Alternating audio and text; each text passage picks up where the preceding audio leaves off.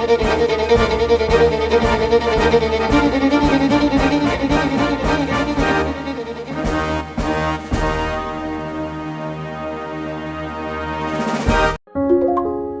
পরম্পরা ও ব্রততী পরম্পরা ডিজিটাল নিউজের প্রতিটি নতুন ভিডিও দেখতে এখনই আমাদের ইউটিউব চ্যানেলটি সাবস্ক্রাইব করুন, পাশে থাকা বেল আইকনটি অন রাখুন আর প্রতিটি আপডেট সবার আগে পেয়ে যান। নমস্কার, আমি অভিজিৎ। ব্রততী পরম্পরা ডিজিটাল নিউজে আপনাকে স্বাগত। আজকের খবরের শিরোনামে দেবব্রত বিশ্বাস রবীন্দ্রসঙ্গীতের ব্রাত্য পুরুষ। অপারেশন সাফেদ সাগর। রবি ঠাকুরের বর্ষার গান ছিল তার সবচেয়ে প্রিয়, আর তাই বৃষ্টির সুবাস বাতাস বয়ে নিয়ে আসে 22শে আগস্ট, তার জন্মদিন। 174 রাসবিহারী এভিনিউয়ের ঘরটি ছিল জর্জ বিশ্বাসের সাম্রাজ্য। এই বাড়িটি এখন মাড ক্যাফে। 10 বছর ধরে ভোজন রসিক ও সঙ্গীতপ্রেমীরা এখানে নিয়মিত যাতায়াত করছেন। এই ক্যাফেটির সঙ্গে আমরাও সেই মানুষটির স্মৃতিকে সম্মান জানাই, যিনি রবীন্দ্রসঙ্গীতে এনেছিলেন বিপ্লব, তৈরি করেছিলেন নতুন শৈল্পিক চেতনা। তিনি দেবব্রত বিশ্বাস। শ্রাবণ মেঘের আড়ালে ঢাকছে জর্জের কলকাতা। কালো হয়ে আসছে আকাশ, কালো মেঘ নামছে গঙ্গার জলের উপরে। গড়ের মাঠে রাসবিহারী অ্যাভিনিউয়ের নিভৃত গলিটার মাথায়। এমন বাদলের দিন মানেই জর্জ বড় একটা ছাতা নিয়ে ভাগ্নিদের ডেকে বসবেন গলির মুখে। মেঘের আওয়াজ শুনতে শুনতে বিরতিবিহীন গান ভেসে আসবে নীল অঞ্জন ঘন পুঞ্জ ছায়ায়, কিংবা আবার এসেছে আষাঢ়। নিয়ত ভাঙন প্রত্যাখ্যান সরিয়ে রবি ঠাকুরের গানই ছিল জর্জের নিজস্ব নিখিল। এই মানুষই কঠোর হয়ে যেতেন মর্জির বিরুদ্ধে তাঁকে হাঁটতে বললে, সে সুরের সারিন্দা হোক বা রাজনীতির পথ। শরিক ছিলেন উত্তাল সময়ের, কিন্তু কখনোই পার্টির সভ্য হননি। মাঠে বন্দরে গিয়ে বেড়াতেন গণসঙ্গীত। সেই মঞ্চে বসেই আবার গাইতেন রবীন্দ্রনাথের গান। জর্জ বুঝেছিলেন রবীন্দ্রনাথের গানে যে আগুন, তাতে সাধারণের অধিকার আছে। অচলায়তনকে তিনি ভেঙে চূর্ণ করতে পারবেন। তার রোখ চেপে গিয়েছিল। রবীন্দ্রনাথের গান জর্জের গলায় হয়ে উঠল গণসঙ্গীত। কোনো মানুষ না হলেও 174 রাসবিহারী অ্যাভিনিউয়ের ঘরটিই ছিল দেবব্রত বিশ্বাসের সারা জীবনের সঙ্গী। সেই বাড়িটি এখনো তার প্রিয় জর্জকে বয়ে নিয়ে বেড়াচ্ছে। সেখানে এখন ঐতিহ্যবাহী মাড ক্যাফে, যেখানে সুস্বাদু খাবারের পাশাপাশি উপভোগ করা যায় বিভিন্ন সাংস্কৃতিক অনুষ্ঠান। রয়েছে বই পড়ার ব্যবস্থা। একবার একটি অনুষ্ঠানে উত্তম কুমার মাইকে বললেন, এবার গান শোনাবেন এক বিতর্কিত শিল্পী। পর্দা উঠে গেল। জর্জ গান শুরু করলেন। হারমোনিয়াম একটু বেলো করে মাথাটা ঈষৎ উঠল যেন। গান শুরু করার আগে সব আলো জ্বালিয়ে দিতে বললেন। গাইলেন, মেঘের পরে মেঘ জমেছে। তারপর একের পর এক বর্ষার গানে খুলে যাচ্ছে মেঘের ডানার ভাঁজ। স্থায়ী থেকে অন্তরায় ছড়িয়ে পড়ছে মেঘমন্দ্র উচ্চারণের সম্মোহন। কোথাও ঘুরে ঘুরে একই লাইন গাইছেন, যেন বৃষ্টি হাওয়ার নেশা পাক খেয়ে ঘুরছে ময়না পাড়ার মাঠে। সেই কণ্ঠের অনুরণন থেকে যাবে বাঙালি হৃদয়ে চিরকাল। থেকে যাবেন সেই বিতর্কিত শিল্পী দেবব্রত বিশ্বাস। শুধু যাওয়া আশা, শুধু স্রোতে ভাষা, শুধু যাওয়া।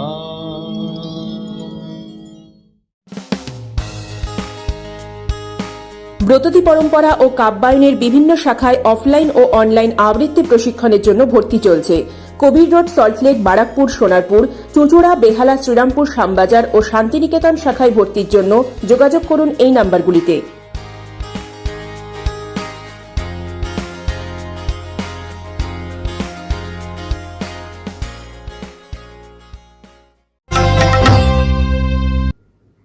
অনিশ সেন পরিচালিত নেটফ্লিক্সের 6টি পর্বের যুদ্ধভিত্তিক ড্রামা সিরিজ অপারেশন সাফেদ সাগরে 1999 সালের কার্গিল যুদ্ধে ভারতীয় বিমান বাহিনীর গোল্ডেন অ্যারো স্কোয়াড্রনের দৃষ্টিকোণ উঠে এসেছে। কেমন হলো এই সিরিজ, জেনে নিই মুভি রিভিউ পর্বে।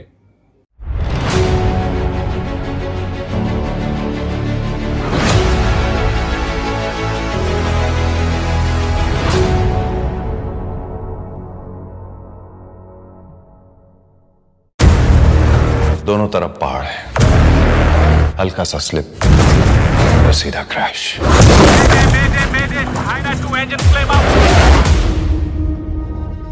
অনিশ সেন পরিচালিত নেটফ্লিক্সের 6টি পর্বের যুদ্ধভিত্তিক ড্রামা সিরিজ অপারেশন সাফেদ সাগরে সস্তা মেলোড্রামা ও উগ্র জাতীয়তাবাদের অনুপস্থিতির জন্য বেশ প্রশংসিত হয়েছে। এই সিরিজে গতানুগতিক যুদ্ধক্ষেত্রের কোলাহলের পরিবর্তে কৌশলগত পরিকল্পনা, উচ্চতায় অভিযানিক সীমাবদ্ধতা এবং ককপিটের বাস্তবতা লক্ষ্য করা যায়। স্কোয়াড্রন লিডার অজয় আহুজার চরিত্রে সিদ্ধার্থ এবং উইং কমান্ডার টনি ধানোয়ার চরিত্রে জিমি সেরগিলের অভিনয়ে বেশ বাস্তবতা লক্ষ্য করা যায়। অন্যদিকে পারভেজ মুশারফের চরিত্রে ছিলেন মনু ঋষি চাড্ডা এবং নওয়াজ শরীফের চরিত্রে ছিলেন বিনয় পাঠক। উভয়ের অভিনয়ই গতানুগতিক খলনায়ক সুলভ আচরণ পরিহার করে সুচিন্তিত কৌশল প্রদর্শন করেছে। সিরিজটির সুরের দিকে লক্ষ্য করলে দেখা যায় যে অতিরিক্ত শৈলীপূর্ণ ও উচ্চস্বরের আবহ সঙ্গীত এবং অত্যধিক স্লো মোশন পরিহার করেছে, যার ফলে শুনতেও বেশ ভালো লেগেছে।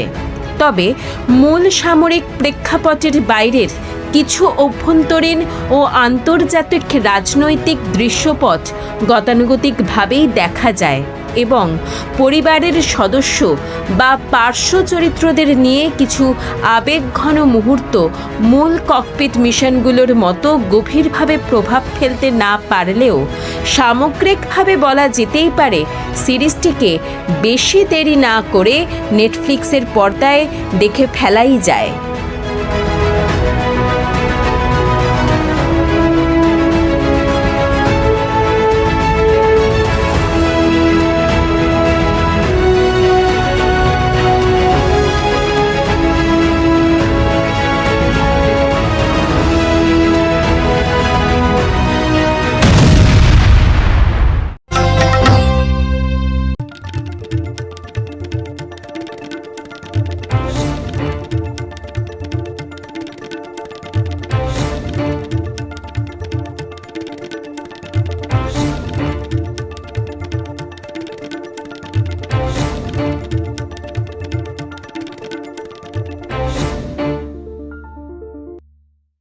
শুরু করছি আজকের সংবাদ সংকেত। একসময় ভ্রমণ মানেই ছিল সারাদিন ঘোরাঘুরি। এখন সেই ধারণা বদলে ছুটিতে ভালো ঘুম ও বিশ্রামকেও গুরুত্ব দিচ্ছেন অনেকে। জনপ্রিয় হচ্ছে স্লিপ ট্যুরিজম। বিশেষ রিট্রিট, স্পা, মেডিটেশন ও শান্ত পরিবেশের মাধ্যমে ব্যস্ত জীবন থেকে দূরে সরে গিয়ে শরীর ও মনকে বিশ্রাম দেওয়াই এর মূল লক্ষ্য। আর এর জন্য দামি হোটেলই যে জরুরি তা নয়, শান্ত পরিবেশ, আরামদায়ক বিছানা ও দুশ্চিন্তামুক্ত মনই হতে পারে ভালো ঘুমের চাবিকাঠি। কল্পবিজ্ঞান নয়, চীনের হেফেইয়ের জীব প্রযুক্তি সংস্থা ম্যাজিক পেন বায়োর গবেষকরা তৈরি করেছেন অন্ধকারে আলো ছড়াতে সক্ষম গাছ। জোনাকি ও আলোকোজ্জ্বল ছত্রাকের জিন ব্যবহার করে 20টির বেশি উদ্ভিদ তৈরি হয়েছে এই অভিনব গ্লোয়িং প্ল্যান্ট। স্ট্রিট লাইটের বিকল্প হতে এখনও সময় লাগবে, তবে ভবিষ্যতের পার্ক, বাগান ও শহুরে আলোকসজ্জা এটি আনতে পারে একেবারে নতুন অভিজ্ঞতা। গত 17 আগস্ট এএফপির প্রতিবেদন থেকে জানা যায়, এশিয়ার অন্যতম বৃহত্তম একটি মার্বেল বর্জ্য স্তূপ, যেটি ভারতের রাজস্থানের কিষানগড় শহরে অবস্থিত, প্রায় 33 হেক্টর জায়গা জুড়ে এবং যার উৎপত্তি মার্বেল ও গ্রানাইটের খণ্ড কাটা ও পালিশ করার ফলে। এটি বর্তমানে অসংখ্য পর্যটক ও চলচ্চিত্র কর্মীদের একটি আকর্ষণের জায়গা হয়ে উঠেছে। সোশ্যাল মিডিয়ায় অনেকেই বৃষ্টির পর এই মার্বেল সৈকতের ঝকঝকে পৃষ্ঠ এবং ফিরোজা রঙের হ্রদের দৃশ্যকে তুষারাবৃত পর্বতের দৃশ্যের সাথে তুলনা করেছেন।